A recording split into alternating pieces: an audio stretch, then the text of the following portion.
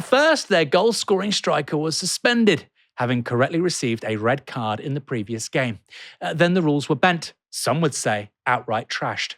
Political interference from the most powerful elected person on earth? Absolutely.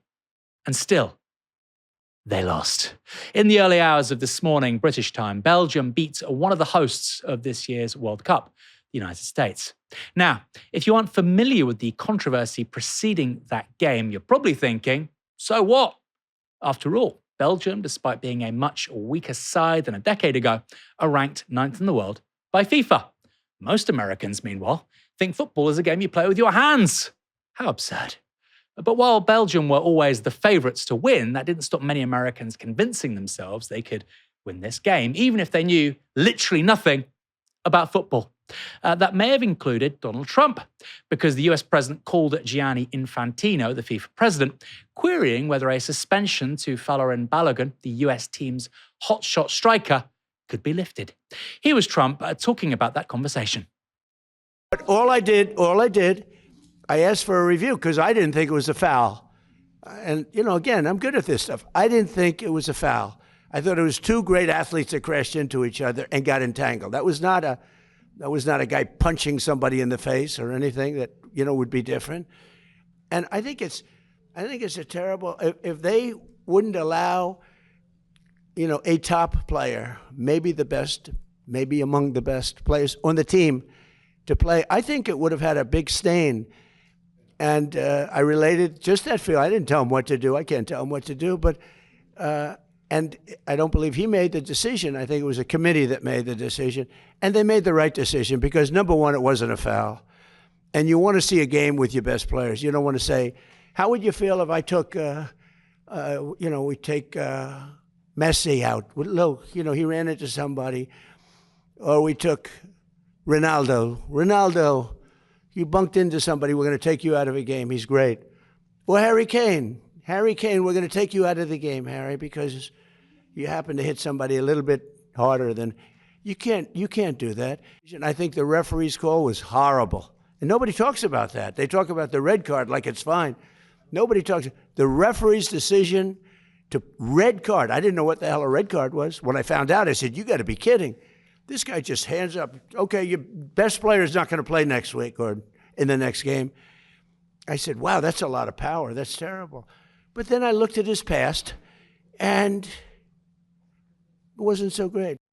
I didn't know what a red card was, but then I found out, and I said, this is crazy. How's that a red card? He's talking about Folarin Balogun, by the way, like he's, Lionel Messi. This is a guy who I think scored 3 goals in the championship 4 years ago, then went to France. He's had a good season in France, and now he's, I think, Monaco, right?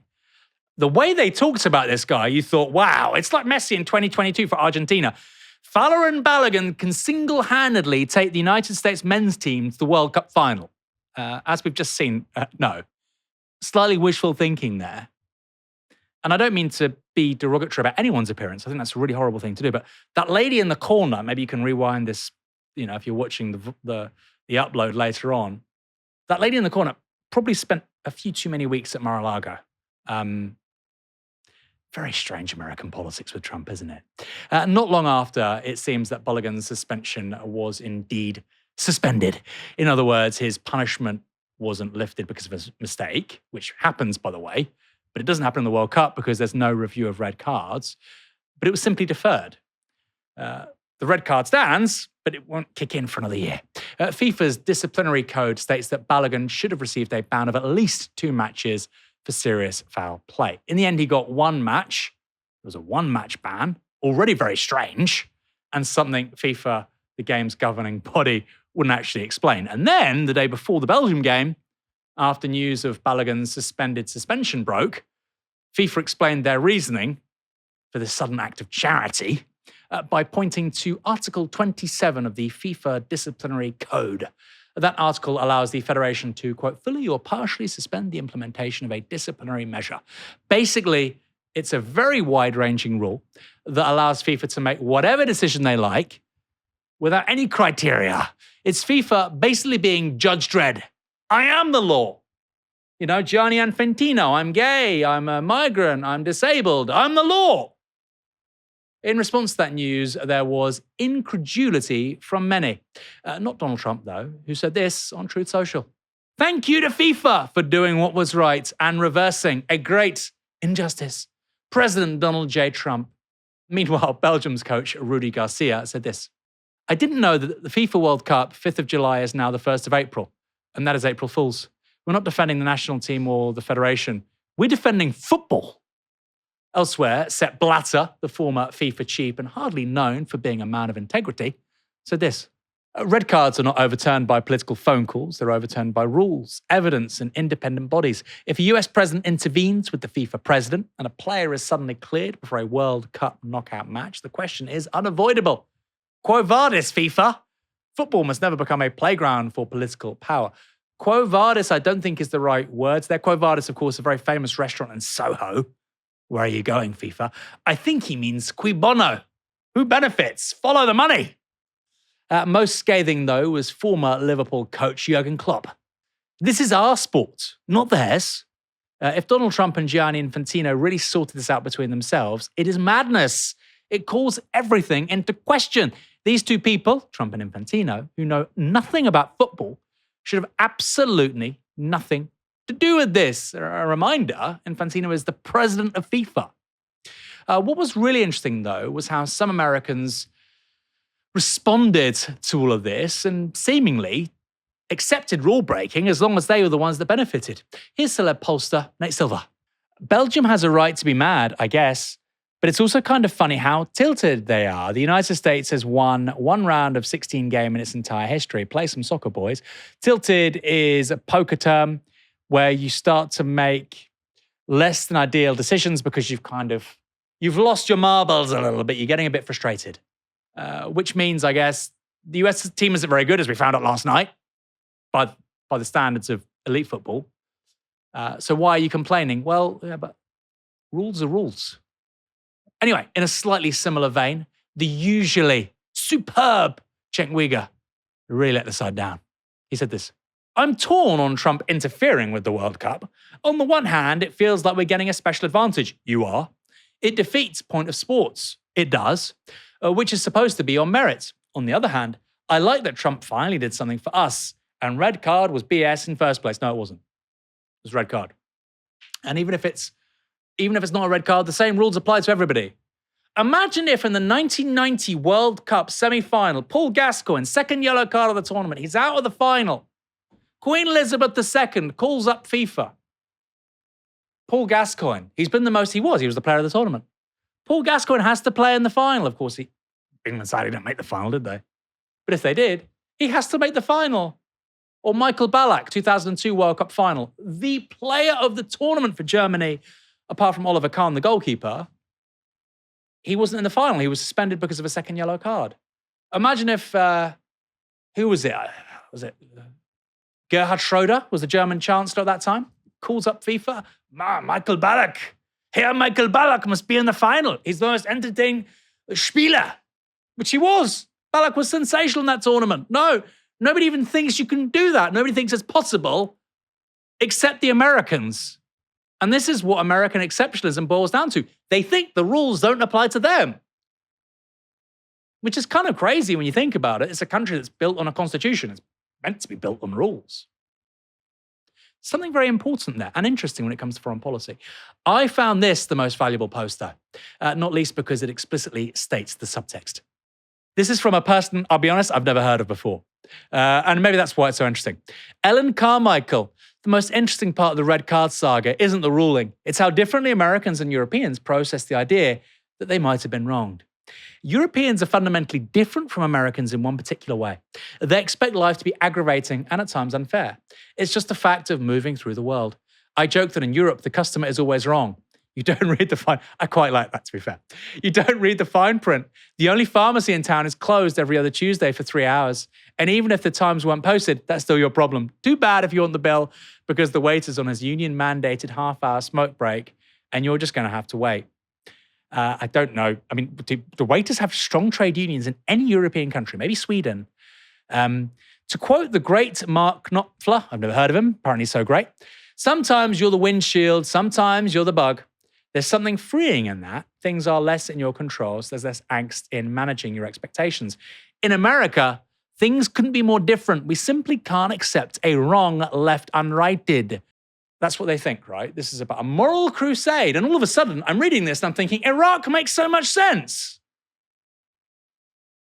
We kill all these people with sanctions in the 1990s. We invade the country, 1 million unnecessary deaths, according to the Lancet magazine, the Lancet Journal. We can't stop Iraq. We can't just walk on by. In Iraq, you probably should have walked on by. In Vietnam, you definitely should have walked on by. And in this instance, it was a red card.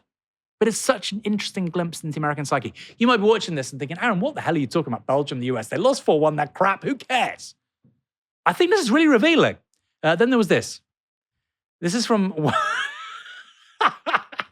1 dozen rats at a keyboard. Maybe I shouldn't take these people too seriously, but I do think there's something to this. This is the kind of, the inner thoughts being published.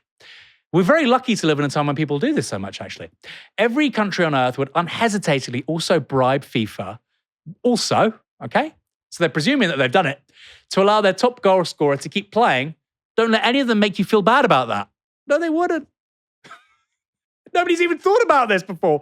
You sound like a 1970s Middle Eastern autocrat. The whole point of sport in Victorian England was about fair play and impartiality and rules. And I'm not a romantic about Britain. I don't think Britain gets everything right. It's certainly not in the 19th century. But the point was, and remember, it's an empire, just like the US is now, the point about rules and an obsession with rules and fair play and sportsmanship was about preparing young men, particularly within the elite, for war. Stoicism, stiff upper lip. Because if you can accept losing playing cricket or rugby or football, that's going to mold you into a much more useful person on the battlefield. There are poems about this, okay? Vitae Lampada, play up and play the game. It's talking about 1 minute playing cricket at a public school, the next minute you're being shot at on some battlefield at the end of the 19th century. Super interesting juxtaposition, right?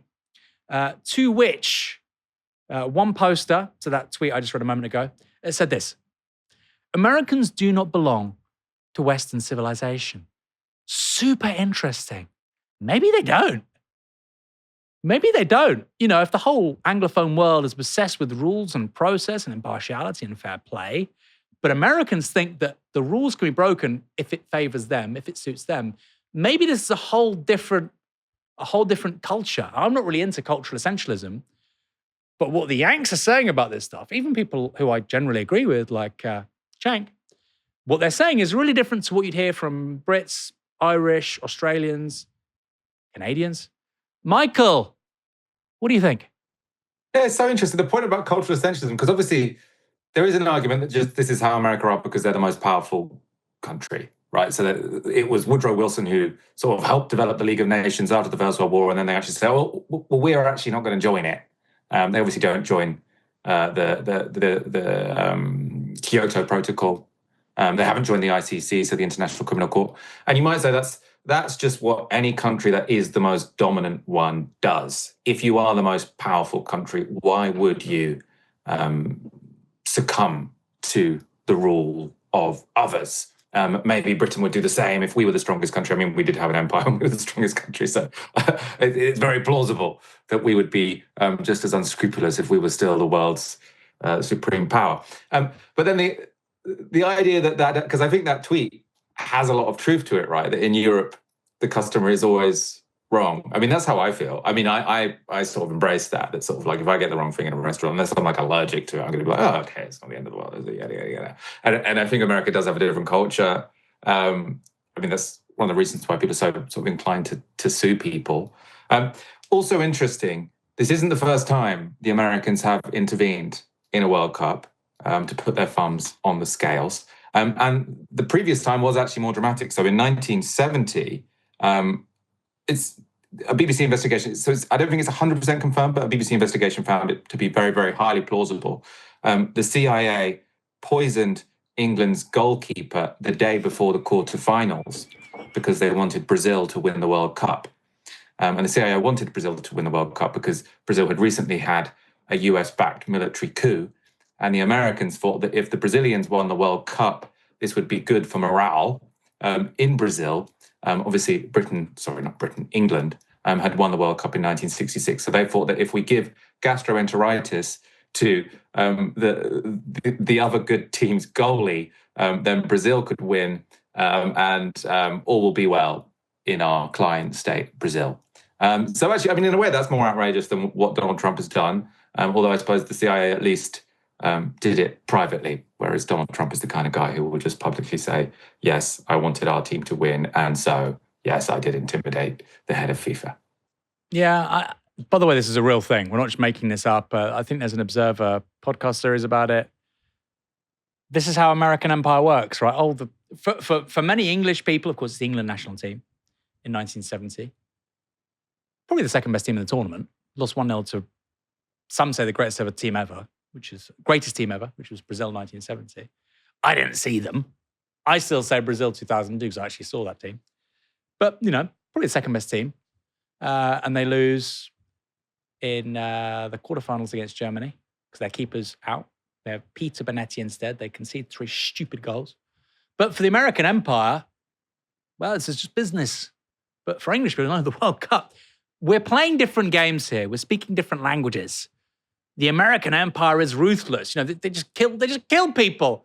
Okay, they took a World Cup final probably away from England. So what? At least they weren't just killing people. This is what they do. This is why the left gets so angry about American empire and the CIA and Operation Ajax and Arbenz in Guatemala and the Indonesian Communist Party. They're trying to explain to people, listen, what they do is evil. People don't understand. But then you say, well, it also includes depriving England of a World Cup final in 1970. Oh my God, I get it.